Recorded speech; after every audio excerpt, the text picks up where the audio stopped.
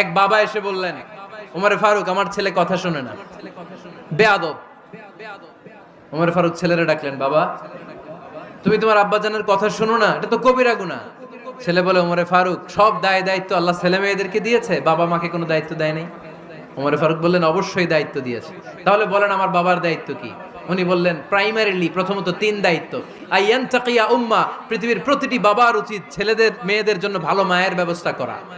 2 নম্বরে আইয়ুহসিনা ইসমা, সুন্দর তার একটা নাম রেখে দেয়া। 3 নাম্বার ইউআল্লিমাহুল কিতাব, তার আল্লাহর কিতাব শিক্ষা দেওয়া। এবার ছেলেকে আমার আব্বা 3টার একটাও করে নাই।